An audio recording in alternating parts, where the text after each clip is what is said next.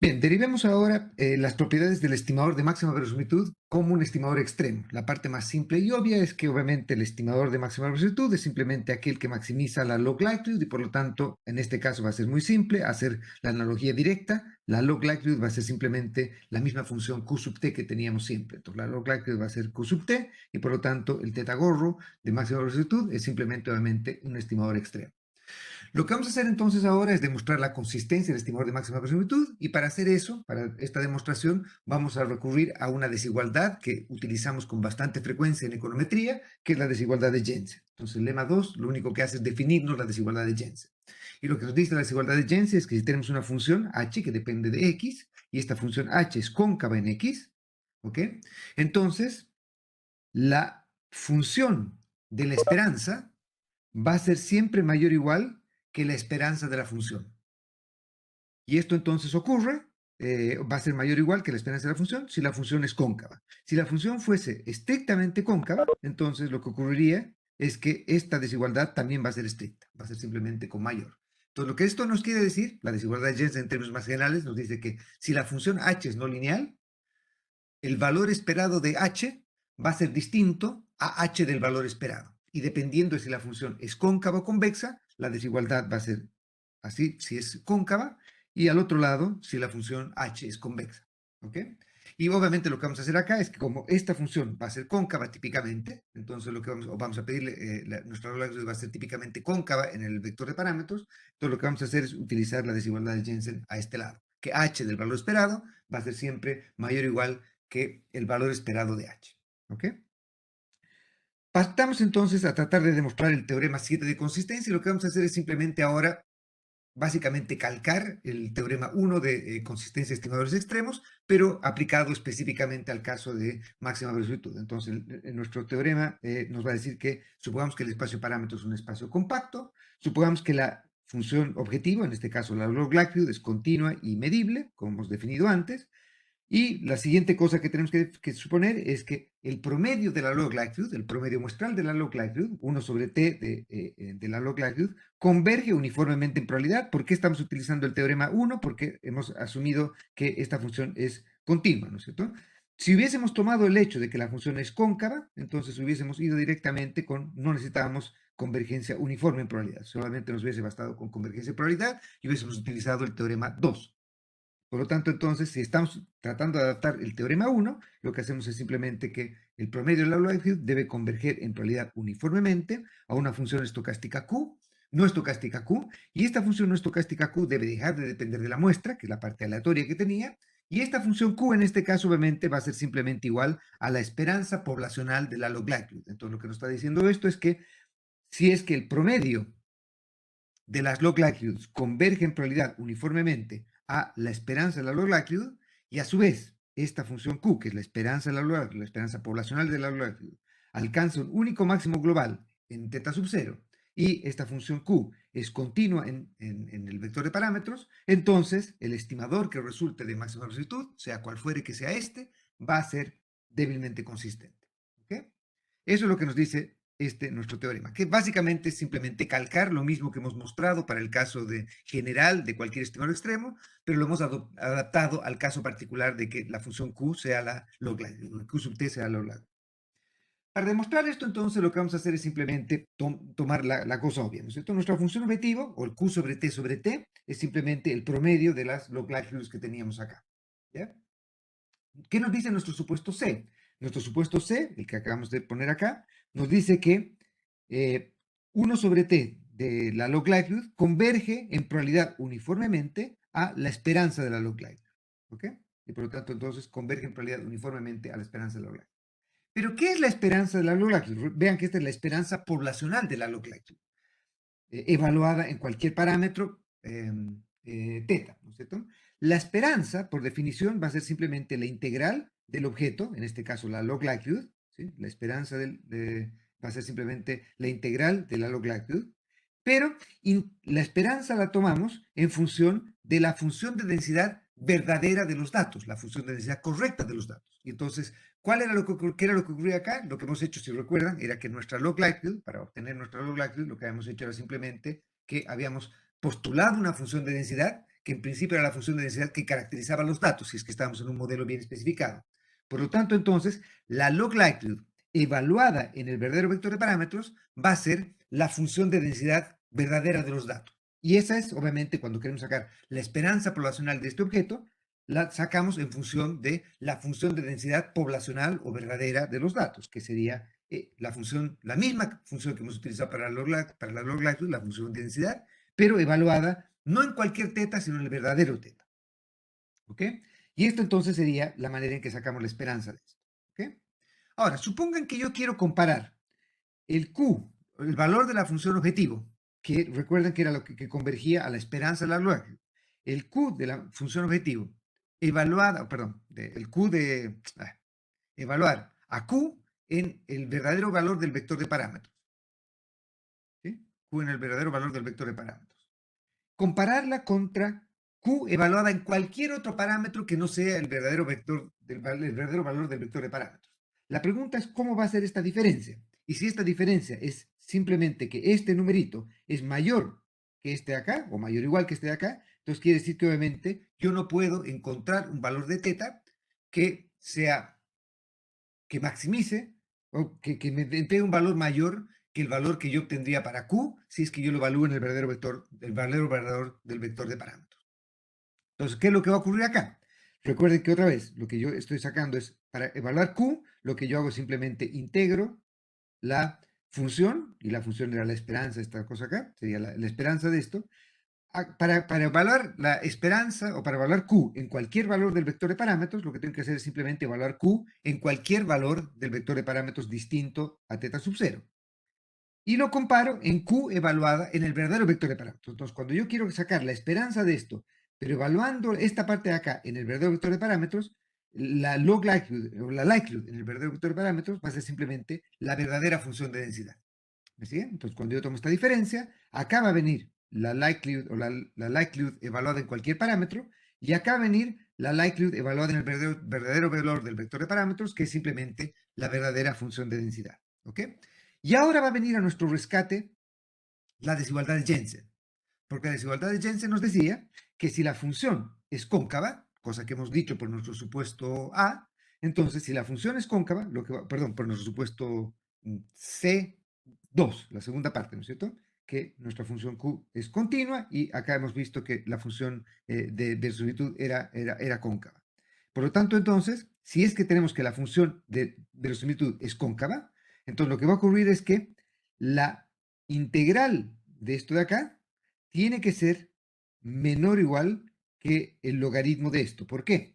Porque logaritmo es una función que es cóncava. Perdón, ni siquiera estoy hablando de la función de verosimilitud. Acá me corrijo, no estoy hablando de la función de verosimilitud. Para la función de verosimilitud solo necesitamos que la función sea continua. Lo que estoy diciendo es que logaritmo es una función que es cóncava, ¿no es cierto? La función logaritmo es una función cóncava. Y por lo tanto, entonces, lo que nos dice la desigualdad de Jensen es que la esperanza de una función cóncava va a ser menor o igual que la función cóncava de la esperanza. Entonces, lo que estamos haciendo acá es que estamos llevando acá al logaritmo y estamos metiendo la integral a este lado. Por lo tanto, estamos sacando el logaritmo de la esperanza en lugar de sacar la esperanza del logaritmo. ¿De acuerdo?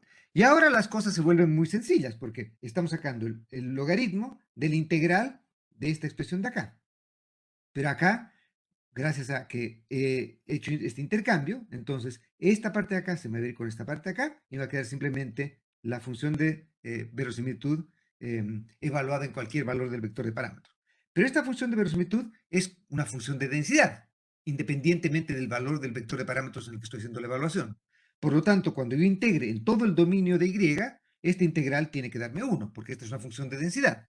Entonces lo que va a quedar es que esto va a ser simplemente el logaritmo natural de 1 y el logaritmo natural de 1 es obviamente 0. Por lo tanto, entonces tenemos que Q evaluada en cualquier valor del vector de parámetros me va a dar un valor que va a ser siempre menor o igual que Q evaluada en el verdadero valor del vector de parámetros. Por lo tanto, entonces sabemos que eh, eh, nuestro estimador va a ser un estimador consistente. ¿Ok? Presentemos ahora un ejemplo que hemos visto ya en la parte del curso que hemos hecho, en la cual, en el tema 5, cuando hemos presentado una mixture de normales, ¿no es cierto? Una combinación de normales. Y si recuerdan, entonces teníamos una variable aleatoria y sub t, teníamos una muestra de tamaño t, y asumíamos, por ejemplo, que la variable y podía venir de una normal con esperanza mu sub 1, varianza sigma cuadrado sub 1, o de una normal con varianza mu sub 2, varianza sigma cuadrado sub 2, y que esto ocurría con una probabilidad p desconocida, en este caso, y 1 menos p en este otro caso. Ya hemos mostrado que la función de la likelihood era simplemente, teníamos que integrar, si se acuerdan, partíamos con el teorema de Bayes, la conjunta, la condicional, la marginal, integramos el estado que no observamos, que era la probabilidad de estar en el estado 1 o en el estado 2, y con eso obteníamos esta que era la likelihood, ¿no es cierto? Y con esto obviamente tenemos la productoria que debería ser la likelihood de toda la muestra, para todas las observaciones que tenemos. ¿Sí? Perfecto. La pregunta entonces ahora es, por ejemplo, ¿podemos decir algo respecto a cómo va a verse esta función Q cuando o Q sub t cuando nosotros obtengamos la función Q? Y el problema que vamos a tener acá es que lamentablemente no vamos a poder demostrar que Q es maximizada globalmente en el verdadero vector de parámetros. Supongan que el verdadero proceso que genera los datos es una mixture de normales, ¿ya? Pero uno podría, por ejemplo, hacer lo siguiente, y este es uno de los problemas por los cuales estimar, como están viendo seguramente el trabajar en la tarea 5, estimar una mixture de normales tiene el problema de que como no podemos garantizar concavidad global, tenemos el problema de que con altísima probabilidad vamos a tener, con certeza vamos a tener muchos máximos y por lo tanto hay que tener cuidado respecto a la manera en que nosotros iteramos para llegar a una solución a este problema. Entonces, vean que si yo, por ejemplo, hago que se me ocurre simplemente hacer lo siguiente, entregar que yo, decir, el valor para mu sub 1 va a ser simplemente igual a cualquier observación de Y, por ejemplo, el Y sub 1. Y, por lo tanto, voy a hacer a su vez que con probabilidad 1 mu sub 1 vale exactamente igual a lo que era la primera normalización, al Y sub 1. Y por lo tanto, la varianza de esta primera mixture va a ser 1 y la probabilidad entonces de que esto ocurra para Y sub 1 va a ser 1. ¿Qué es lo que ocurre en ese caso? Si es que ustedes empiezan a pensar en esto. El hecho de que ustedes hayan hecho esta específica manera de poder definir un estimador para mu, digamos que en este caso para mu sub 1, en este caso que sea Y sub 1, y adoptar que la varianza en la primera parte de la mixture sea igual a 1, lo que ocurre en este caso es que como el sigma sub 1 va a tender a 0, sigma sub 1 va a tender a 0, lo que va a ocurrir es que toda esta función va a tender a diverger, va a tender a ir infinito. Y por lo tanto, entonces, obviamente, una manera trivial de hacer que esta función sea lo más grande posible es simplemente hacer algo parecido a esto.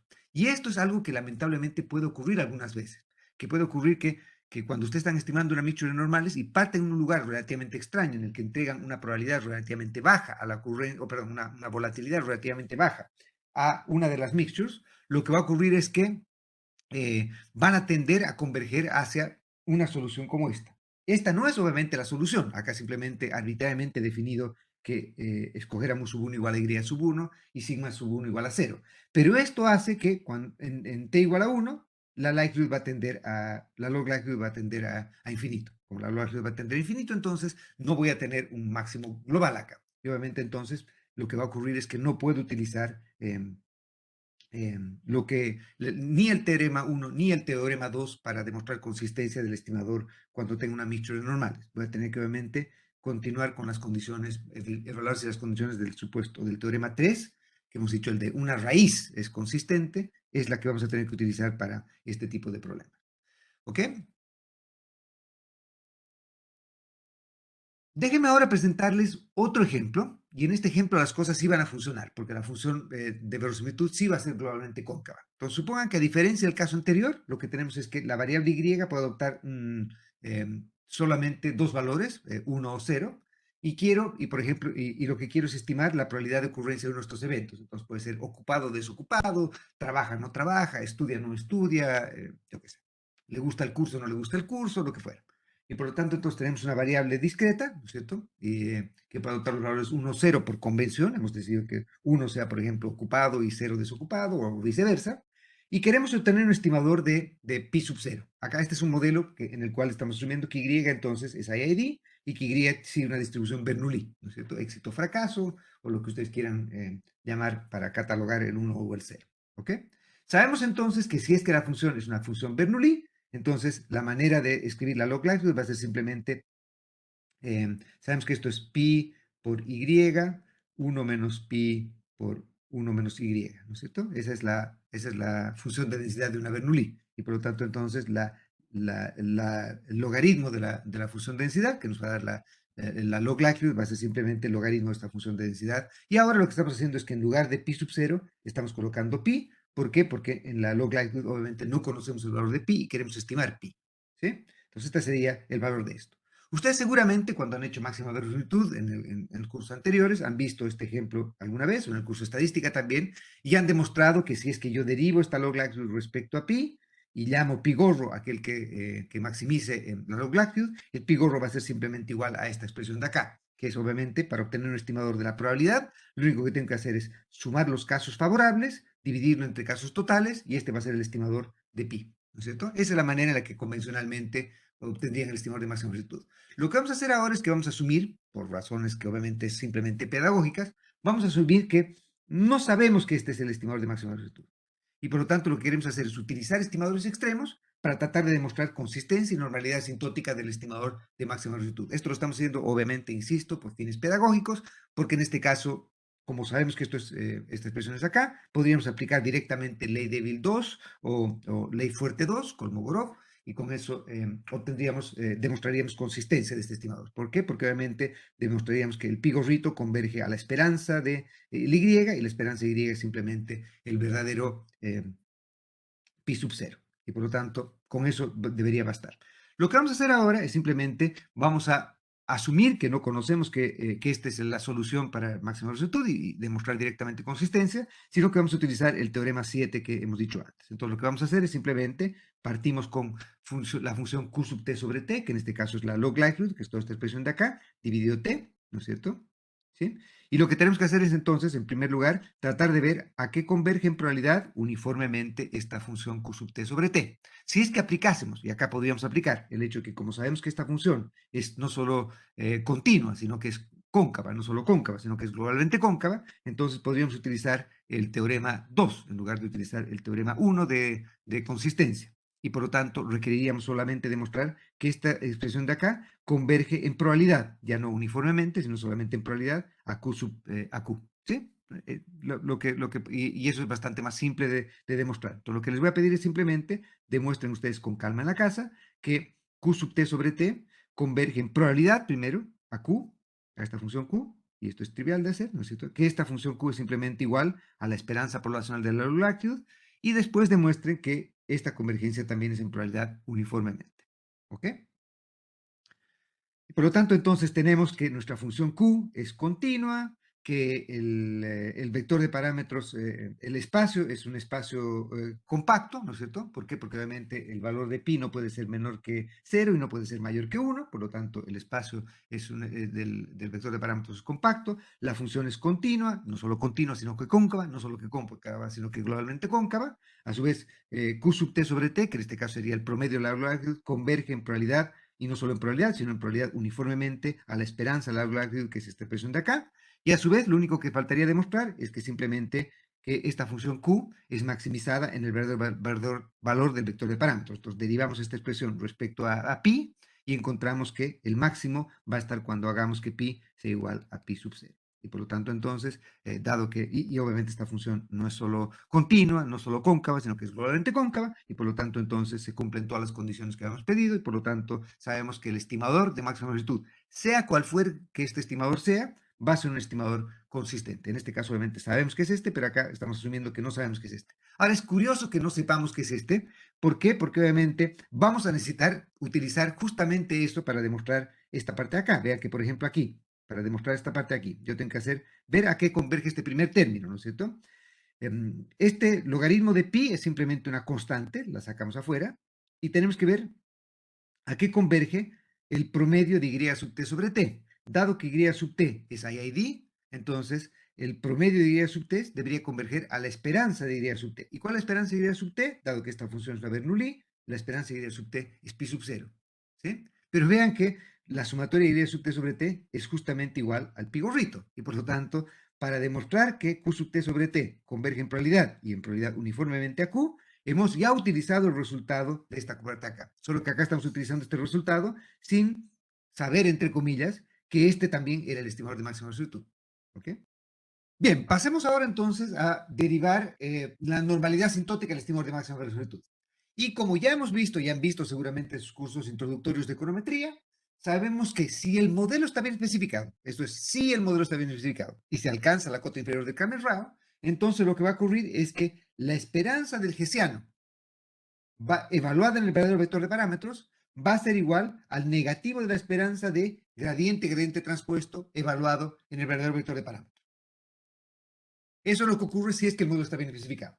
Si traducimos eso a la terminología que hemos estado utilizando en estimadores extremos, esta parte de acá sería la que tiene que ver con A, que era el hessiano, ¿sí? Y la matriz A, y la matriz B era la que tenía que ver con la parte de gradiente transpuesto, si recuerdan, ¿no es cierto? Entonces, A era simplemente el límite de la esperanza de 1 sobre t de las segundas derivadas de la función objetivo, y B era simplemente el límite de la esperanza de 1 sobre t de gradiente transpuesto.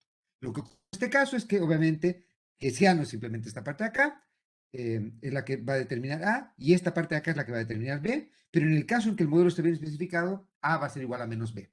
En ese caso, entonces, recuerden que la matriz, la distribución asintótica de estimador de máxima longitud, perdón, de estimador extremo, era simplemente A inversa, B A inversa, pero si es que la condición 15 se satisface, entonces uno de los A inversas se me va a ir con el B, y me va a quedar que simplemente la eh, matriz de varianzas y covarianzas asintóticamente en máxima longitud, si es que el módulo está bien especificado, va a ser simplemente el negativo de la esperanza del hessiano o va a ser igual a la inversa de gradiente transpuesto, ¿cierto? Cualquiera de las dos expresiones serían las correctas. Esta es la que típicamente utilizamos y esta sería la de la parte de la igualdad en la matriz de información que típicamente hemos visto, ¿sí?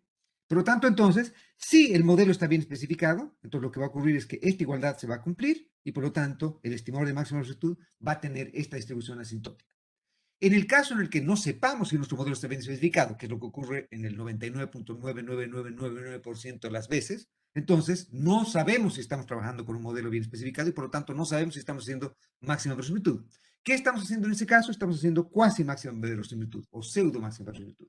Y en ese caso, entonces, como no sabemos si se cumple o no la condición 15, entonces tenemos que mantener la fórmula sándwich de toda la vida. El negativo de la inversa del negativo del hessiano, gradiente transpuesto, inversa negativo del hessiano para computar la matriz de varianza y covarianza asintótica del estimador de cuasi máxima velocidad. ¿Sí? Entonces, obviamente, si es que se alcanza la cota inferior de Kramer-Rao, entonces sabemos que esta igualdad se va a cumplir y por lo tanto en ese caso no va a haber ningún estimador que sea más eficiente. Si recuerdan, la cota inferior de Kramer-Rao típicamente la postulamos para estimadores que sean insesgados, pero en máxima velocidad, como en casi todos los modelos en los que tenemos no linealidades, evaluar insesgamiento es no solo inútil, sino que probablemente imposible de hacer en términos de muestras finitas.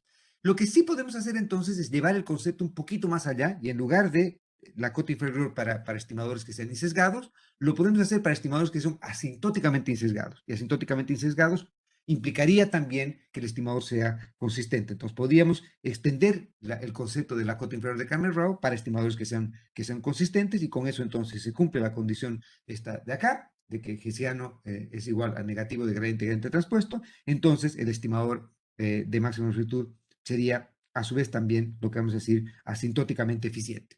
Entonces, si el estimador, un estimador consistente, es asintóticamente eficiente, sí se cumple la condición de esta igualdad, que gradiente transpuesto es igual a negativo del hessiano. Si se cumple esa condición, entonces sabemos que no va a haber ningún otro estimador que sea asintóticamente más eficiente. Y de hecho, tiene un nombrecito eso de acá, serían los estimadores que se llaman los BAN, que serían por Best Asymptotically Normal Estimators. Entonces, el estimador de máxima longitud, si es que estamos en condiciones apropiadas que conducen a que hessiano sea igual a negativo de gradiente traspuesto, va a ser entonces asintóticamente eficiente conforme a esta definición y por lo tanto un estimador que es asintóticamente eficiente también se le llama un estimador BAN, porque es obviamente asintóticamente normal, ¿no es cierto? Y además es el mejor estimador en el sentido de que no va a haber un estimador consistente que sea más eficiente, que tenga una matriz de varianza y covarianza que sea más chica en sentido matricial que esta que estamos obteniendo acá.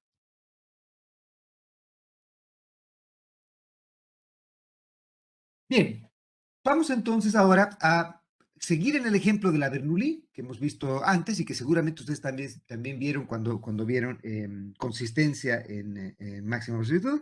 Vamos a verlo porque este ejemplo es muy simple y fácil de derivar y las propiedades asintóticas son interesantes también de contrastar. Entonces, por ejemplo, en un modelo con una Bernoulli convencional, esta es la teoría asintótica que típicamente vamos a tratar de evaluar. Entonces, lo que tenemos que hacer es tratar de agarrar y llevar todo a lo que hemos visto para normalidad asintótica. Y para eso entonces necesitamos sacar, en primer lugar, la condición de primer orden, la condición de segundo orden y trabajar con las condiciones de primer y segundo orden para construir las matrices A y la matriz B. Entonces acá tenemos la condición de segundo orden, acá tenemos el hessiano. Lo que hacemos entonces ahora es evaluamos el hessiano, no en cualquier parámetro, sino que lo evaluamos en el verdadero vector de parámetros, donde aparecía teta, no colocamos cualquier teta, sino el verdadero teta. Multiplicamos esto por 1 sobre t, ¿sí? Y después de multiplicar esto por 1 sobre t, sacamos la esperanza de esa expresión y después de sacar la esperanza sacamos el límite cuando t tiende a infinito. Se hacen todas esas cosas acá, no quiero evitarles la sensación de satisfacción que van a encontrar ustedes cuando puedan hacerlo con calma en la casa, pero cuando hagan eso y hagan esto exactamente como lo estoy diciendo, acá tienen el hessiano, donde aparece teta, evalúen teta sub 0. ¿Qué hacen después? Multiplican esto por 1 sobre t y obtienen esta expresión. ¿Qué hacen después? Sáquenle la esperanza a esto. Entonces, al sacar la esperanza, donde aparecía una y sub t, la esperanza y sub t, saben que la esperanza y sub t es simplemente pi sub 0 y por lo tanto utilizan esa expresión de ahí. Y luego sacan el límite cuando t tiende a infinito y van a llegar a esta expresión de acá. ¿Okay? Demuestren eso con calma en la casa. Entonces, se las presento. Esto sería simplemente igual a sub 0. Y esto es a lo que debiese converger esta parte de acá. Ese es a sub 0. ¿Ok? ¿Qué es B sub 0? Perdón, ¿qué era la matriz B? Bueno, la matriz B debería ser el límite de la esperanza de 1 sobre t de gradiente transpuesto evaluado en el verdadero vector de parámetros. No evaluado en teta gorro, sino evaluado en el verdadero valor del vector de parámetros. Recuerden que si yo evalúo la condición de primer orden en teta gorro, evaluar esto en teta gorro me va a llevar esto a que esto sea igual a 0, porque el pi gorro, que era el estimador de máxima longitud, era justamente aquel que garantizaba que la condición de primer orden sea igual a 0. Para yo poder encontrar gradiente transpuesto, es importante siempre tomar en cuenta que acá tienen la primera derivada y lo que tienen que hacer es tomar, para sacar gradiente transpuesto, en este caso, como tienen un solo parámetro estimar, entonces, esta expresión de acá debiese ser simplemente para evaluar esta parte de acá, ¿no es cierto? Que sería gradiente transpuesto. Lo que tienen que hacer es simplemente lo siguiente. Tienen que acá colocan la derivada de L del primer dato respecto al primer parámetro. Entonces, la derivada de la Lorentz evaluada en el primer parámetro, en el primer dato respecto al primer parámetro, así hasta la derivada de la Lorentz evaluada en el primer parámetro, ¿verdad? Hasta el parámetro K, tenían qué parámetros que estimar.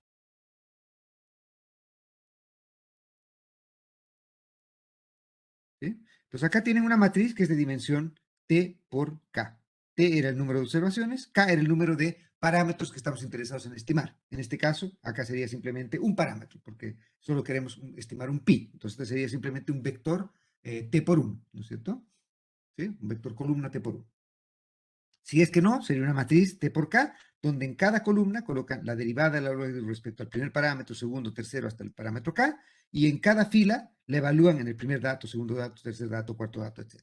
Entonces, cuando decimos que agarren y saquen esta expresión de acá, gradiente transpuesto, lo que tienen que hacer es agarrar, transponer esto y volver una matriz K por T y multiplicarlo por esto. Entonces sería gradiente transpuesto sería la derivada de esto, como el jacobiano, ¿no es cierto? Que sería esta parte de acá. Recuerden que jacobiano es la transpuesta al gradiente. Entonces sería K por T por una T por K y les va a entregar una matriz que va a ser K por K, que es obviamente la dimensión que debería tener la matriz B. ¿De acuerdo? Y por lo tanto, todo lo que tienen que hacer es agarrar cada una de estas cositas de acá, transponerla y multiplicarla por esta misma matriz. ¿Qué quiere decir cuando hagan eso entonces? Que como tienen que sacar esta derivadita de acá, esta derivada, en este primer término, ¿no es cierto? En este caso, entonces van a agarrar la derivada respecto a teta, evaluada para cualquier valor de y, transpuesto eso mismo, y entonces eso le va a dar simplemente la suma de cuadrados de esta cosa, ¿sí? ¿De acuerdo? Y por lo tanto, entonces, gradiente transpuesto va a ser simplemente la suma, en este caso va a ser simplemente la suma de cuadrados de estas expresiones. Si es que tuviesen más de un parámetro, entonces obviamente lo que va a ocurrir es que esta va a ser simplemente, esta parte de acá, va a ser simplemente una matriz K por K, ¿sí? Donde en el componente 1 van a tener la suma de cuadrados para la derivada respecto al primer parámetro, en el componente 2, 2 respecto al segundo parámetro, y en el componente 1, 2, la cruzada entre primer y segundo parámetro. ¿Sí? ¿Qué hacen después de eso? Bueno, acá lo que hacemos es simplemente, tenemos esta binomio cuadrado, ¿no es cierto? Va a ser el cuadrado del primero más el cuadrado del segundo, menos el doble producto del primero por el segundo. ¿Sí?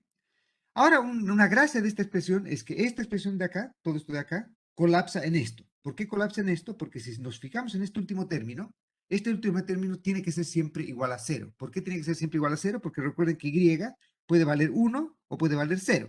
Entonces, supongan que y vale 1. Si es que y vale 1, quiere decir que 1 menos y va a valer 0. Entonces, 1 por 0 me va a dar 0. Y se me va a ir. Por otro lado, asuman que ahora estamos en el caso en que y vale 0, entonces y vale 0, va a ser 0 por 1 va a ser 0 y por lo tanto esto también se me va a ir. Por lo tanto, entonces, todo este término de acá, el término cruzado, se va a ir y me queda simplemente esta expresión de acá. ¿Qué tengo que hacer después de eso? Otra vez, tengo que evaluar esta expresión ahora en pi sub 0, donde aparecía pi, lo evalúo en pi sub 0. ¿Qué hago después de eso? Multiplico por 1 sobre t, que está acá, saco la esperanza, esto de aquí, sacan la esperanza de esto, y luego sacar la esperanza de esto, sacan el límite cuando t tenga infinito. Otra vez, con calma en la casa, demuestren que el resultado va a ser simplemente este de acá. Y este de acá es simplemente el negativo de el a sub 0 que hemos derivado antes. Por lo tanto, entonces, el b es simplemente el negativo de a, y por lo tanto, entonces, vamos a llegar a la conclusión que queremos llegar. Todavía nos falta una parte. ¿Cuál es la parte que nos falta? Demostrar que 1 sobre la raíz de t, de la condición de primer orden, evaluada, pero no en cualquier teta, sino no en cualquier pi, sino en un pi que esté entre el pi sub 0 y el pi gorro, y eso tiene que tener una distribución asintóticamente normal, con esperanza 0 y varianza b, ¿no es cierto? Y por lo tanto, entonces, lo que podemos hacer acá, en este caso particular, es que obviamente esta expresión de acá va a ser simplemente un escalar, y por lo tanto va a ser trivial aplicar teorema central del límite acá. ¿Por qué? Porque sabemos que una distribución Bernoulli, la esperanza de y es simplemente pi sub 0, y la varianza de y es simplemente pi sub 0 por 1 menos pi sub 0. Entonces, aplicando eso, sabemos que podemos, y sabiendo que y es a ED, podemos utilizar directamente el teorema central del límite para llegar a esta expresión de acá. Luego de aplicar esta expresión de acá, podemos reescribir esto como nos interesa para poder replicar cómo se ve esta expresión de aquí. Y entonces vamos a llegar a la conclusión eh, que se cumple la condición B, me parece que era, ¿no es cierto? La segunda condición. Que 1 sobre la raíz de t de esta parte de acá converge en distribución normal con esperanza 0 y matriz de varianza y covarianzas B evaluada en pi sub 0. ¿Sí? Y por lo tanto, entonces, ahora, ¿qué sabemos? Sabemos que raíz t de pi gorro menos pi debería converger en distribución normal con esperanza a inversa, b a inversa, pero sabemos que a inversa b es identidad y por lo tanto, entonces nos va a quedar simplemente que va a ser el inverso de nuestra b. Y el inverso de nuestra b, en este caso, como sabemos que b es esta expresión de acá, es simplemente dar la vuelta a esto. Y con eso llegamos a la distribución asintótica o la matriz de varianza y covarianza asintótica del estimador de máxima velocidad. Obviamente, si es que queremos obtener un estimador para cualquier muestra, lo que hacemos es desalojar esta parte de acá y nos va a quedar esta parte dividida t, ¿no es cierto? Y al haber hecho eso, después de ¿qué hacemos? Evaluamos en lugar de en el verdadero vector de parámetros, lo evaluamos en el estimador consistente y con eso tendríamos entonces el estimador de la matriz de varianza y covarianzas para este caso particular. Derivemos entonces ahora las propiedades asintóticas de un estimador que amenacé con conversar con ustedes y que, yo qué sé, lamentablemente no se ve con demasiada regularidad, pero que yo creo que es muy importante desde un punto de vista práctico, que es el estimador de Least Absolute Deviation. ¿Sí? Entonces, el estimador de Least Absolute Deviation, a diferencia del estimador de mínimos cuadrados ordinarios, por ejemplo, lo que hace es minimizar la suma de los errores en valor absoluto, en lugar de minimizar la suma de los cuadrados de los errores. Y el estimador de Least Absolute Deviation es un estimador que tiene ciertas propiedades que lo pueden hacer más interesante o más útil que el estimador, de, por ejemplo, de máximo de OLS, en el caso en el que, por ejemplo, tengamos colas anchas o en el caso en el que tengamos observaciones extremas. Entonces, el estimador de Least Absolute Deviation es un estimador que tiene ciertas propiedades de robustez que lo hacen más interesante que el estimador de mínimos cuadrados ordinarios, otra vez, en algunas condiciones. En otras condiciones no va a ocurrir eso. Entonces, ¿qué quiere decir? ¿Cuál es la propiedad de robustez? La propiedad de robustez nos dice que el estimador que nosotros obtengamos va a tener cambios marginales ante cambios marginales en la muestra. Entonces, si por ejemplo quitamos un dato, el estimador que nosotros obtengamos no va a ser muy distinto que si ese dato es incluido.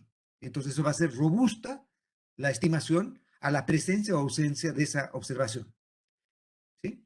Pero en el caso en que, por ejemplo, tengamos, por ejemplo, una distribución en la cual tengamos colas anchas o en la cual tengamos, por ejemplo, un regresor o una observación en la cual hay una observación extrema, entonces lo que ocurre en el caso en que tengamos colas anchas o en el caso en que tengamos observaciones extremas, observaciones aberrantes o outliers, como muchas veces se llama, entonces, lo que ocurre en ese caso es que lamentablemente el estimador de mínimos cuadrados ordinarios deja de ser robusto a la inclusión o exclusión de esa observación en particular. El ejemplo más obvio es el ejemplo de, supongan que ustedes quieren tener un estimador o una medida de tendencia central de el ingreso de las personas. Una cosa que sabemos es que, como muchas otras cosas que hemos discutido ya, el talento, belleza, etcétera, y también el ingreso, ¿no es cierto? Tienen distribuciones que son fuertemente asimétricas. Entonces tenemos mucha gente a este lado, muy poca gente a este lado. Lo que ocurre entonces en ese caso es que la distribución o el estimador, y queremos obtener una medida de tendencia central, algo que nos diga más o menos una medida de tendencia central de observaciones de Y. Entonces, alguien podría decir, bueno, una medida de tendencia central obvia sería, por ejemplo, la media. Y otra medida de tendencia central sería, por ejemplo, la mediana. En el caso en que la distribución es simétrica, por ejemplo, si tuviéramos una distribución normal, una distribución t-de-student, etc., en ese caso, si la distribución es simétrica, media y mediana van a tender a ser razonablemente parecidas. Y de hecho, en el caso de una distribución normal, una t-de-student, la media normal coincide, ¿no es cierto? Pero aún en el caso en que tengamos distribuciones que son simétricas, en el cual la media y la mediana nos van a entregar la misma medida de tendencia central, puede ocurrir que si es que nosotros tenemos una observación extrema hacia un lado o hacia el otro, la distribución, digamos que observamos más datos de este lado que de este lado una muestra en particular, entonces lo que va a ocurrir es que la media va a ser tremendamente sensible a la inclusión o a la exclusión de esa observación. Y un caso aún más complejo es cuando tenemos distribuciones que son asimétricas. Como decían, por ejemplo, el ingreso tiene una distribución que típicamente es fuertemente asimétrica. También puede ser, como hemos visto antes, hasta multimodal, ¿no es cierto? Pero sí, la distribución podría ser asimétrica. Y entonces lo que va a ocurrir ahí es que no con altísima probabilidad, sino que casi con garantía, sabemos que lo que va a ocurrir es que incluir o excluir observaciones, sobre todo en el extremo de este lado de la distribución, en la cola derecha de la distribución, va a tener consecuencias de primer orden en el estimador de la media. Supongamos que nosotros queremos obtener, y el ejemplo que siempre doy es que, yo qué sé, queremos ver cuál es el ingreso promedio, o una medida de tendencia central de las personas que estudiaron en el kindergarten al que fue Bill Gates cuando niño, y los hemos seguido durante mucho tiempo, y cuando tienen 40, 50 años, averiguamos cuál es su ingreso, y queremos saber cuál es el efecto que ha tenido ese kindergarten, entre comillas, si es que fuese un efecto causal, todas las tonteras que tendríamos que evitar para asegurarnos de que no estamos haciendo inferencias inválidas. Pero supongan que queremos simplemente evaluar eso. Entonces, lo que va a ocurrir es que si nosotros tenemos una muestra de estos señores y les preguntamos cuánto ganan, va a depender crucialmente de si la encuesta le llegó y además tuvo la amabilidad de responderla Bill Gates o no. Si Bill Gates responde la pregunta, entonces lo que va a ocurrir es que vamos a decir que probablemente las personas que estuvieron en el kindergarten de Bill Gates, en promedio, tienen unos cuantos cientos de millones de dólares de ingreso, ¿no es cierto? De patrimonio. Mientras que, si es que Bill Gates no nos respondió la pregunta, el solo hecho de que hemos quitado esa observación seguramente nos va a llevar a que la media va a ser tremendamente distinta. No sé si unos cientos miles de dólares o lo que fuera que sea el patrimonio de la gente que está ahí, tal vez hasta unos cuantos milloncitos, pero con seguridad no tantos millones de dólares como si es que Bill Gates hubiese respondido a la pregunta. Entonces, obviamente, Bill Gates acá es una observación tremendamente influyente. El tener o no tener ese dato va a cambiar radicalmente mi respuesta. Y por lo tanto, entonces, esa es una medida de tendencia central que no es robusta a la observación a la presencia de observaciones aberrantes o observaciones extremas. ¿Sí? Sin embargo, un estimador que sí va a ser robusto a la presencia de estas observaciones, a cambios marginales en la muestra, es, por ejemplo, la mediana. Porque la mediana lo que hace es simplemente partirme, en este caso el ingreso o el patrimonio, que hace que la mitad de mis observaciones esté a un lado y la otra mitad esté al otro. Entonces, el hecho de que nos responda alguien en una cola u otra cola de la distribución no va a afectar radicalmente a nuestro estimador de la mediana, porque la mediana justamente no va a depender crucialmente de si respondió o no alguien en algún extremo de la distribución. Si tenemos un número suficientemente grande, la mediana va a ser relativamente similar. Por lo tanto, entonces, la mediana es un estimador que suele ser robusto a la presencia de colas anchas y suele ser robusto a la presencia de observaciones extremas. Y por lo tanto, en ese tipo de casos, este estimador típicamente va a ser más eficiente como una medida de tendencia central que el estimador de la media, por ejemplo. Obviamente, el estimador OLS, o perdón, la media, sería como el equivalente al estimador OLS en el caso en que yo regresiono la variable Y contra una constante nada más. ¿Por qué? Porque el estimador de la constante simplemente va a ser el promedio, ¿no es cierto? Y en el caso en el que tenga, otra vez, regresionar entre comillas, Y contra la mediana, o perdón, contra una constante, pero en lugar de minimizar la suma de los residuos, minimizo la suma de desviaciones en valor absoluto, ¿sí? El estimador que va a minimizar esta expresión va a ser simplemente la mediana. ¿Cómo obtenemos la mediana? Típicamente lo que hacemos para obtener la mediana es supone que Y tiene una distribución acumulada f grande y una distribución y una función de densidad f chiquita. Lo que hacemos es que tenemos una muestra de Y los Y eran Y1 hasta Y sub t, ¿no es cierto? Tenemos una muestra de Y1 hasta Y sub t. Y lo que hacemos ahora es que los reordenamos y llamamos Y supra 1, Y supra 2, Y supra 2, hasta Y supra t, a los valores de Y, pero ordenados de menor a mayor. Entonces, lo que hemos hecho es que en lugar de tener la observación del ingreso de Pepito, Juanito, Carlita, Claudia, Ignacio, Marcelo, Sofía, etcétera, lo que hacemos es simplemente los desordenamos. Los desordenamos, perdón, los ordenamos. Entonces colocamos primero al que ganó menos, segundo al que ganó un poco más, hasta que llegamos a la persona que ganó más acá. ¿Ok? Y con esto entonces tenemos el Y ordenado de menor a mayor. ¿Sí?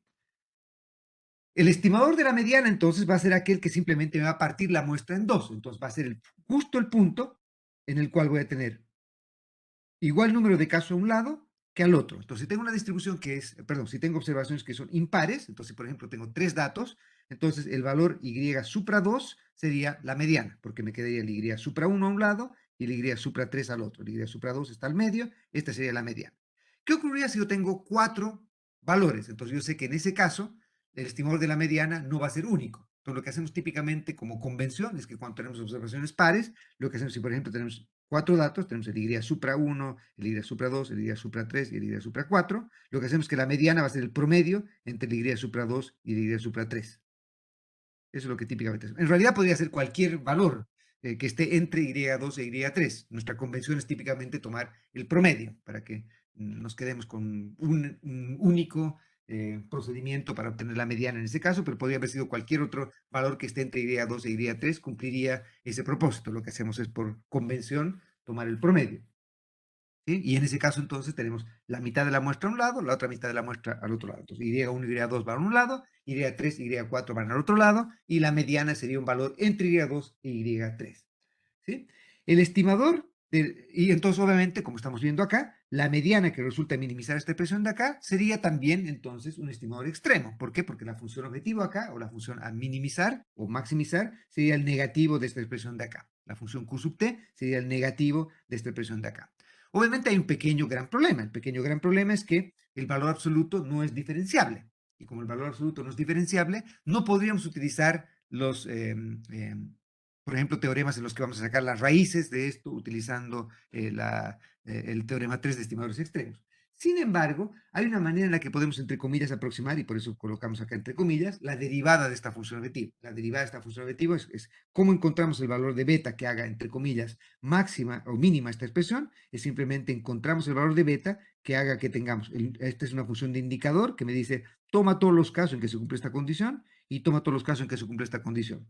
El estimador o el valor que va a hacer que esto sea aproximadamente igual a cero va a ser el valor que va a tomar todos los casos que cumplan esta condición, o sea, los valores, el beta que me lleve tantos casos de Y a un lado, como ingresos menores que beta, por ejemplo, y el otro lado, todos los casos en los que en los que los ingresos sean mayores que beta.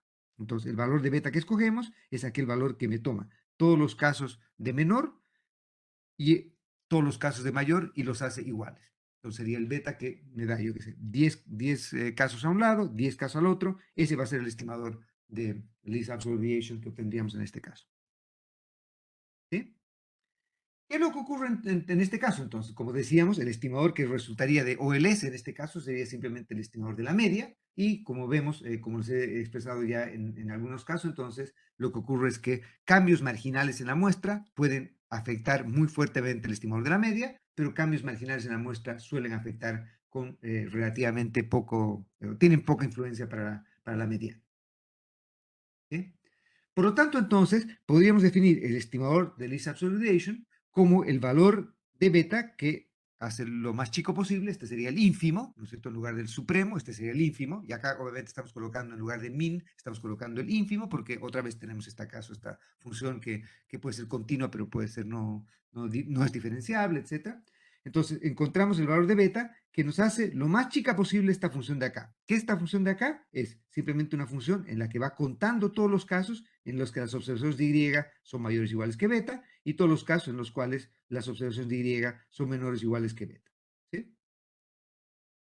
Y entonces, ¿qué es lo que tratamos de hacer? Tratamos de hacer que la suma de todos los casos en los que Y es mayor que beta sea aproximadamente menor o igual que exactamente la mitad de las observaciones que tengo. Entonces, si tengo 101 datos, entonces quiero que 50 estén a un lado, 50 estén al otro, y la mediana va a ser el valor que justamente va a cumplirme, el valor 51, digamos, va a ser el valor que justamente va a estar cumpliendo esta condición. ¿Sí? Y otra vez queremos que ya hemos discutido el algoritmo en el cual queremos hacer esta expresión al otro lado. ¿Bien? Bien. La distribución asintótica del estimador de Least Absolute Deviation va a aprovechar un poco varias de las cosas que ya hemos hecho y por eso es que tal vez es interesante el caso de la Bernoulli que hemos derivado antes. Porque en el caso de la Bernoulli lo que hemos dicho es que nuestra variable Y, ¿sí? En el caso de la Bernoulli lo que hemos dicho es que la variable Y podía adoptar valores 1 o valores 0, con probabilidad pi sub 0 y con probabilidad 1 menos pi sub 0. Y entonces, si ustedes miran, lo que estamos haciendo acá es una definición en la cual estamos creando artificialmente una variable que también va a ser dicotómica. ¿Sí? Es si la observación Y en particular es mayor que beta, entonces llamamos a esta variable J que depende del beta como 1, y si es que la observación es menor que el beta, la llamamos 0. Entonces hemos creado una variable binaria y la probabilidad, entre comillas, de ocurrencia de esto va a depender del valor de beta que nosotros escojamos, ¿no es cierto? Y por lo tanto, entonces lo que va a ocurrir es que nosotros vamos a simplemente poder generalizar lo que hemos presentado en el caso de la distribución Bernoulli, pero ahora para el caso en el que estamos creando artificialmente una Bernoulli en función del valor específico de beta, que es lo que define la función J, ¿no es cierto?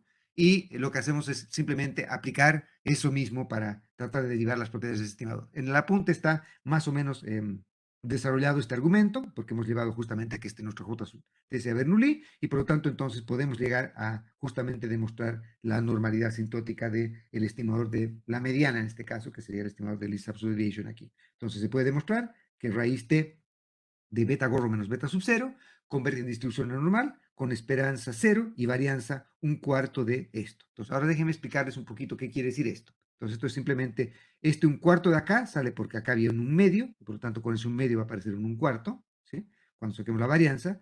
Y por otro lado esto quiere decir simplemente f de beta evaluado en la menos 2 es simplemente como decir 1 sobre f de beta sub 0 al cuadrado, ¿sí? Eso es simplemente.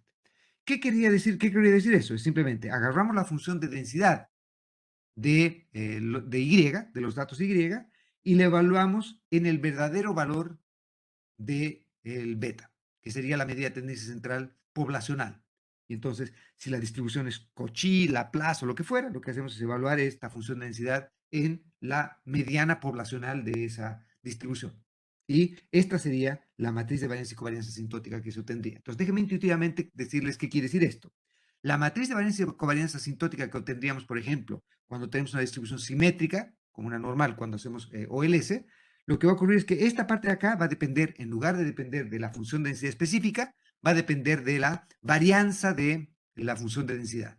Entonces, lo que ocurre en ese caso es que si, por ejemplo, la función de distribución es, perdón, hagamos que la función de distribución tenga colas muy anchas, lo que va a ocurrir es que con una distribución que tiene colas muy anchas, esta parte de acá va a ser menor que la varianza que obtendríamos, que la varianza de la distribución que obtendríamos asintóticamente para la media. Entonces, lo que va a ocurrir es que cuando las colas son muy anchas, esta expresión de acá va a ser menor que la que resultaría con una distribución utilizando la matriz de varianza y covarianzas o la varianza asintótica de la media. Por lo tanto, entonces, esta expresión de acá va a ser menor que la que se obtendría con la media, la varianza asintótica a la mediana va a ser menor que la varianza asintótica a la media y por lo tanto el estimador de la mediana va a ser un estimador más eficiente que el estimador de la media.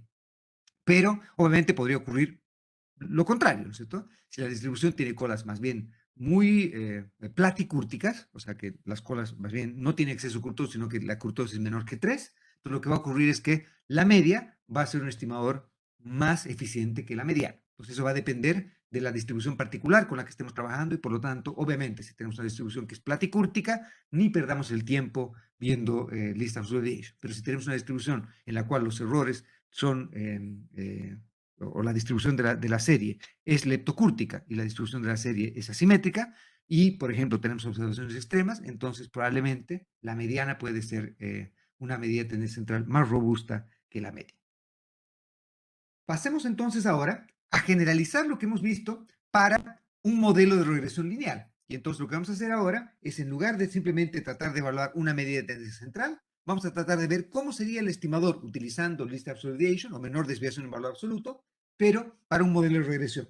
Entonces, en el modelo de regresión, típicamente postulamos que Y depende linealmente de X. Podría ser obviamente un modelo no lineal también. Esta función podría ser no lineal. Dentro de X podrían haber rezagos de Y. Todo lo que hemos discutido hasta ahora podría generalizarse para el caso en el que estamos viendo ahora. Simplemente lo siguiente. Supongamos que la distribución de U acá, por alguna razón, es, por ejemplo, leptocúrtica. ¿Ya? O que tenemos alguna observación extrema en Y y en X. ¿Ok? Entonces, lo que vamos a hacer acá es, en lugar de minimizar la suma de cuadrados residuos, lo que vamos a hacer es minimizar la suma de desviaciones en valor absoluto. Entonces, esta Q sub t, perdón, nuestra Q sub t en este caso sería simplemente igual a menos S sub t, definida de este modo, ¿sí? Y entonces lo que hacemos es que el modelo poblacionalmente depende de beta sub 0, desconocemos cuál es el valor de beta sub 0 y lo que hacemos es tratar de encontrar el valor de beta que nos haga lo más chica posible esta expresión. Y en lugar de minimizar la suma de cuadrados de los residuos, minimizamos la suma de desviaciones en valor absoluto. ¿Okay? Y por argumentos similares a los que hemos discutido antes, entonces lo que va a ocurrir es que en lugar de tener algo equivalente a lo que sería el estimador de la esperanza condicional, esta parte de acá va a tener que entenderse ahora como la mediana condicional. Entonces esta va a ser la mediana condicional de Y. Es la mediana de Y condicional en los valores de X y queremos encontrar la mejor combinación de esos valores de X para predecir la mediana condicional de Y dados esos valores de X. ¿Ok? Entonces, ¿qué es lo que vamos a hacer ahora? Queremos minimizar esta expresión de acá. Ahora hay un pequeño gran problema. ¿Cuál es el pequeño gran problema? Nuevamente, nuestro problema es que ahora la función esta de acá es una función que no es diferenciable, porque la función valor absoluto no es diferenciable. Recuerden que la función valor absoluto adopta esta forma de aquí, ¿no es cierto? Así. Por lo tanto, no es diferenciable. Es continua, pero no es diferenciable. No es lo suficientemente suave en el punto que nos interesa. Por lo tanto, entonces, tenemos que tratar de encontrar una manera de poder encontrar el estimador de least absolute deviation utilizando los métodos que conocemos. Y lo que voy a hacer acá es simplemente partir presentando una definición bastante simple de valor absoluto. Entonces, por ejemplo, decimos el valor absoluto de 4 o de menos 4, por ejemplo, lo vamos a definir simplemente como la misma cosa, que sería menos 4, multiplicado por una función que vamos a llamar la función signo. Y la función signo, entonces, es una función que simplemente va a adoptar el valor 1 si es que lo que está metido dentro del paréntesis es positivo y va a adoptar el valor 0 si es que lo que está dentro del paréntesis es menor que 0. Entonces, por ejemplo, si tenemos acá el valor absoluto de menos 4, va a ser de acuerdo a esta definición, el valor absoluto de menos 4 va a ser simplemente igual a 4 por la función signo de menos 4. Y la función signo de menos 4 es dado que menos 4 es negativo, entonces la función signo me va a dar un menos 1. Entonces todo esto de acá va a valer menos 1. ¿Sí? Entonces tengo, perdón, acá debería ser menos 4. ¿Sí? Menos 4 debería ser eh, es el z. El signo de menos 4 es menos 1, entonces menos 4 por menos 1 es igual a 4. Y el valor absoluto de menos 4 es obviamente 4. ¿Sí? Por lo tanto, entonces, lo que he hecho acá es simplemente redefinir o reexpresar la función valor absoluto como una función simplemente de la función original multiplicada por la función signo de la función original. ¿Sí? Y por lo tanto, entonces, yo podría reescribir la suma de desviaciones en valor absoluto como simplemente esto por la función signo. Pero la función signo, yo la puedo reescribir, la función signo de z, yo la puedo escribir simplemente como z dividido el valor absoluto de z. Entonces veamos cómo funciona esto. Entonces otra vez volvamos al ejemplo de menos 4. El signo de menos 4 es simplemente igual a z, que en este caso sería menos 4, dividido el valor absoluto, porque justamente es lo que hemos hecho acá, para nuestra definición de función signo, el valor absoluto de menos 4, que es obviamente igual a 4. Por lo tanto, esto sería menos 4 dividido 4, que es igual a menos 1. ¿Sí? Entonces, si lo que está acá es negativo, la función signo me va a arrojar un menos 1. Si lo que está acá es positivo, la función signo me va a arrojar un 1. ¿De acuerdo? Y por lo tanto, entonces, utilizando esa misma definición que acabo de colocar de función signo, ¿sí? Entonces lo que yo puedo hacer es, en lugar de signo, colocar lo mismo que tengo acá, dividido el valor absoluto. Entonces ven que al colocar lo mismo, multiplicado por esto, me va a dar el cuadrado, dividido el valor absoluto. Entonces acá lo que yo tengo es que la suma de desviaciones en valor absoluto había sido equivalente a la suma de cuadrados, pero dividido el valor absoluto. ¿Sí? Lo que voy a hacer ahora es simplemente mostrarles cómo podría obtener el estimador de Least Absolute Deviation de beta en el caso particular en el que quiero minimizar esta expresión de acá, sabiendo que esto no es diferenciable. Entonces quiero que por un momento tomemos esta expresión que tengo acá, el y sub t menos beta transpuesta x sub t al cuadrado, dividido esto de acá, y el valor absoluto quiero que lo llamemos, por decir algo, w sub t. ¿Sí? Entonces voy a tener esta expresión de acá, la voy a poder escribir como simplemente la suma de y sub t menos x sub t transpuesta beta al cuadrado, dividido w sub t. Donde por ahora quiero que este w sub t, que obviamente depende de beta, es una función que depende de beta, quiero que por ahora asumamos que no depende de beta, que conocemos. Entonces, si es que ustedes se acuerdan de su curso de econometría, cuando lo que nosotros queremos hacer es minimizar una suma de cuadrados de los residuos, que es lo que queremos hacer acá, pero con un W sub t que no necesariamente es igual a 1, en el caso de un OLS, el W sub t es simplemente 1, ¿no es cierto? Todos los valores de W sub t son 1 y por lo tanto minimizamos la suma de cuadrados de residuos. Pero si yo les dijese que, por ejemplo, el W sub 1 vale 4, el W sub 2 vale 8, el W sub 3 vale 25, el W sub 4 vale 33 y así sucesivamente, lo que le estoy diciendo entonces es que este W sub t es como un ponderador que me está diciendo cuán importante es cada observación respecto a en la minimización. Entonces, por ejemplo, el W sub t acá es muy chico, como está en el denominador, el W sub t es muy chico, quiere decir que el ponderador, que debería ser la parte, cuán importante va a ser esa observación, va a ser muy grande. Cuanto más chico es el W sub t, más importante debiese ser esa observación en el momento de la minimización. Y eso tiene bastante sentido, porque si el W sub t es muy chico, quiere decir que para esa observación particular y ese valor particular de beta, esta expresión de acá es relativamente chica. Y por lo tanto, entonces, la señal respecto al ruido, o sea, lo que me queda, la parte que me queda en beta transpuesta x sub t, que sería la señal para predecir y, es muy importante. Quiere decir que esta parte de acá está aproximando bastante bien y, y por lo tanto, esa observación debiese valerme mucho en el momento de identificar el beta. Y si es que con ese valor de beta esta distancia es muy grande, entonces tal vez ese punto no sea muy importante para o no debiese ser considerado como muy importante para obtener un estimador de beta. ¿Sí? Y entonces, lo que estoy diciendo acá es que si es que lo que está en el denominador yo lo pudiese tomar o considerar como si fuese una constante, esta expresión de acá, si fuese una constante, esta expresión de acá la tomase como si fuese una constante, entonces esta expresión de acá sería equivalente a una minimización ponderada, o un estimador de OLS ponderado. Y eso es lo que justamente sería el weighted least squares, o mínimos cuadrados ponderados. Por lo tanto, entonces, si nosotros ahora, por un momento, asumimos como el ponderador de cada observación al recíproco del valor absoluto de esa observación para un valor actual de beta, entonces la minimización de desviaciones en valor absoluto va a ser lo mismo que la minimización ponderada de suma de cuadrados de los residuos.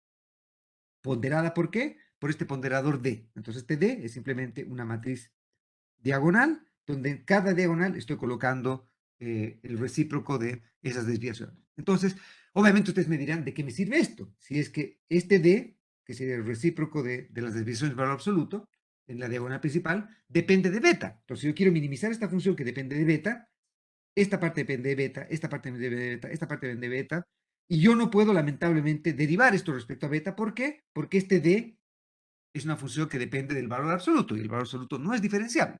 Por lo tanto, entonces ustedes dirán, ¿de qué me ha servido hacer toda esta gimnasia? Y la respuesta es que, bueno, lo que vamos a hacer es justamente utilizar un algoritmo iterativo. Y en el algoritmo iterativo lo que vamos a hacer es como lo siguiente. Vamos a darnos un guess inicial de beta, cualquiera, no cualquiera, ojalá, sino un guess razonablemente bien meditado y pensado. Nos vamos a dar un guess inicial de beta. Dado ese guess inicial de beta, lo que voy a hacer es que voy a evaluar esta matriz en ese guess particular. Entonces, por ejemplo, yo parto con un guess de beta que sea beta sub 1.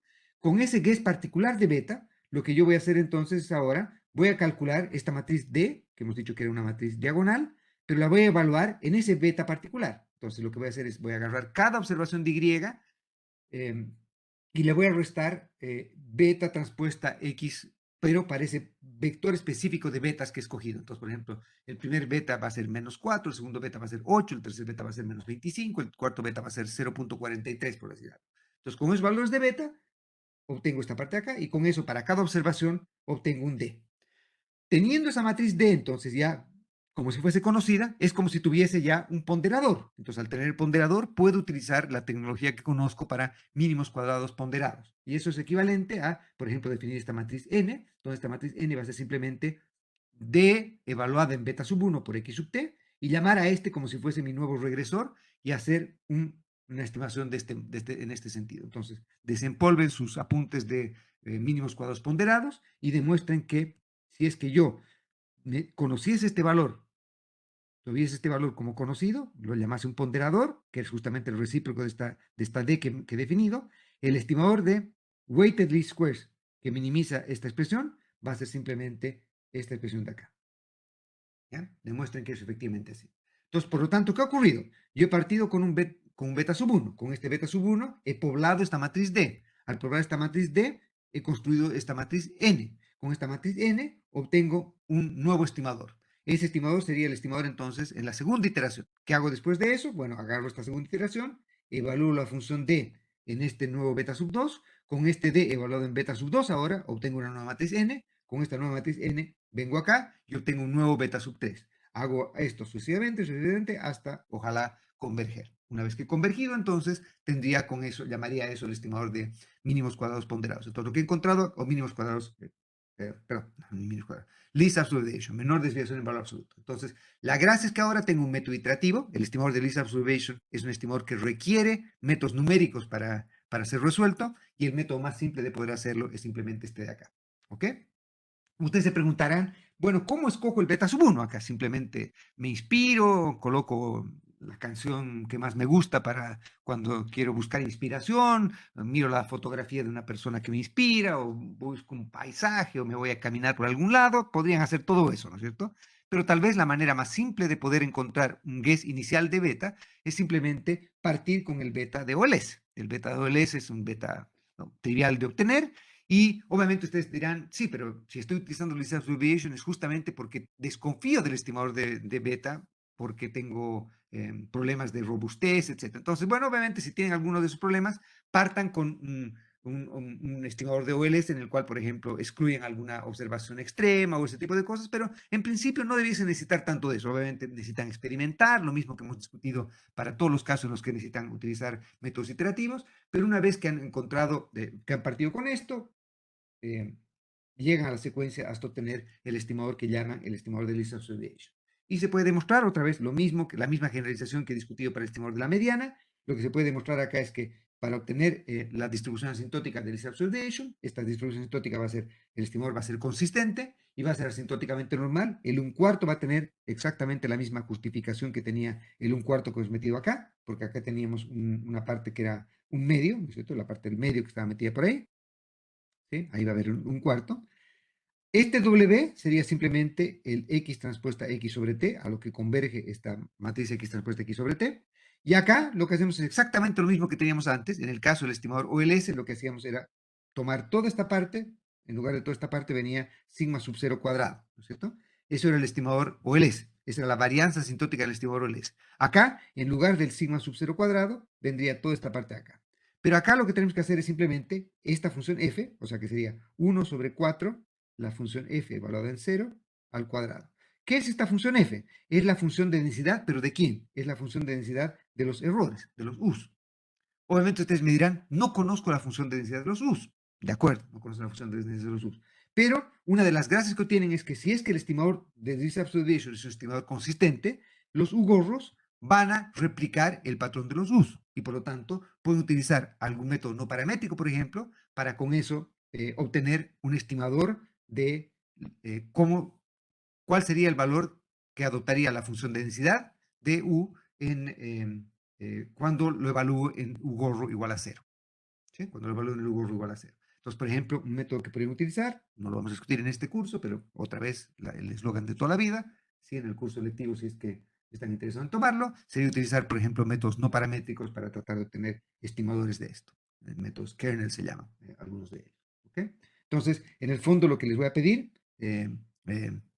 para exámenes, tareas y demás cosas, es que, bueno, entiendan la intuición que va en la demostración de esta distribución asintótica y además que tengan, que entiendan la diferencia de cuándo el estimador OLS va a ser más o menos eficiente que el estimador de least absolute deviation. Obviamente van a haber casos en los cuales sean asintóticamente equivalentes y van a haber casos en los cuales los estimadores sean, hay una preferencia por uno respecto al otro. ¿Cuándo deberíamos preferir los estimadores de least absolute deviation? Cuando sabemos que tenemos este tipo de problemas. Sabemos que el estimador de OLS es un estimador tremendamente débil a la presencia de observaciones extremas y es un estimador que es débil ante distribuciones que son leptocúrticas. Y por lo tanto, entonces, en ese tipo de casos, podríamos preferir comprarnos el seguro de tener la garantía de tener un estimador que además de ser consistente, sea asintóticamente más eficiente que el estimador OLS y que sea robusto a la presencia de observaciones extremas, observaciones aberrantes, outliers o lo que quiera. Hay gente que lo que prefiere hacer es simplemente eliminar las observaciones que llaman extremas o outliers, pero esa es una muy mala manera de proceder. ¿Por qué es una muy mala manera de proceder? Porque ya hemos visto, hemos discutido ejemplos prácticos de por qué eso puede ser justamente porque las observaciones extremas pueden ser parte muy importante del problema. Pueden ser observaciones que tienen poca probabilidad de frecuencia de observarse, pero que cuando se observan pueden cambiar radicalmente nuestra perspectiva de un problema, como ocurre, por ejemplo, en las crisis y ese tipo de cosas. Si nosotros decidimos filtrar todas las observaciones extremas y hacer nuestro modelo simplemente tomando en cuenta las observaciones que no son observaciones extremas, obviamente nuestro modelo va a ser incapaz de poder predecir o de describir o de explicar, entre comillas, ese tipo de fenómenos. Y por lo tanto, obviamente, no nos van a servir absolutamente para nada en ese contexto. Pero también nos gustaría que si es que nosotros no excluimos esas observaciones que sabemos que son poco frecuentes, son extremas, son fuertes, pero que son importantes para describir la distribución de la serie, que esas observaciones que ocurren cada muerte de un obispo no nos arruinen, entre comillas, el modelo para en la normalidad, cuando el 99.9% de los casos, cuando no ocurren ese tipo de problemas. Entonces, no nos gustaría tener un modelo que sea totalmente influenciable por ese punto, que es el caso cuando hacemos un OLS y lo incluimos, porque ese punto al final vamos a acabar diciendo cosas que no nos sirven a nadie, ¿no es cierto? Supongamos que otra vez quiero presentarles un ejemplo gráfico tal vez de cómo podría ser eso. Supongan que yo tengo acá Y y acá tengo X, ¿no es cierto? Y tengo estas realizaciones de Y y de X, que tal vez lo haré mejor en otro.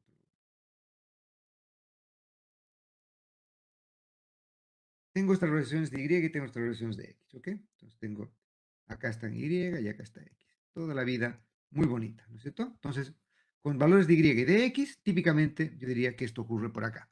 Estoy inventando, ¿no es cierto? Esta sería la relación entre Y y X. Supongan ahora que ustedes tienen un punto por aquí, justo un punto ahí, un solo punto ahí, ¿ya? Y este punto acá puede haber ocurrido por una de dos cosas. Puede haber ocurrido porque ustedes se equivocaron y colocaron, por ejemplo, el valor de Y debería haber sido 1000 y ustedes colocaron 100 millones, le colocaron muchos ceros de más, y por lo tanto este punto en realidad no es un punto que pertenece al modelo, entre comillas, sino es una observación que es una observación medida con error. Como está medida con un error y ustedes saben que es un error, lo mejor que pueden hacer es excluirla, no tomar en cuenta este punto y simplemente hacer la estimación directamente sin ese punto. ¿Sí?